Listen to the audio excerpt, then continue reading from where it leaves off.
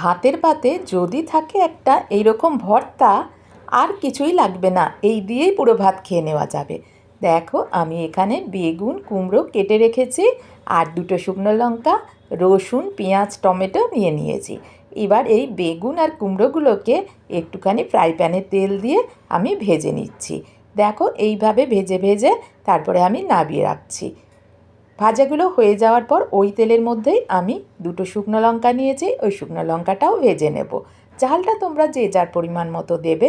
আমি খুব বেশি একটা ঝাল খাই না, তাই দুটো শুকনো লঙ্কাই দিলাম। দেখো ভেজে নামিয়ে নিয়ে ওই তেলের মধ্যেই আমি এই যে গোটা গোটা রসুন পেঁয়াজ আর এই যে টমেটোটা কেটে রেখেছিলাম সেগুলোও ভেজে নিলাম। এবার ভেজে ওগুলোও আমি নামিয়ে নেব। দেখো তারপরে এই যে বেগুনগুলো ভেজে রেখেছিলাম ওর খোসাগুলো ছাড়িয়ে নিচ্ছি। খোসাগুলো সুন্দরভাবে ছাড়িয়ে ছাড়িয়ে তারপরে এখানে শুকনো লঙ্কা রয়েছে, কুমড়ো রয়েছে, সব সুন্দরভাবে আমি একসাথে মেখে নেব। এই যে টমেটো পেঁয়াজ রসুন সব ভেজে ভেজে নামিয়ে রেখেছি। এইরকমভাবে একবার ভর্তা তোমরা বানিয়ে দেখো, ভীষণ ভীষণ ভালো লাগবে।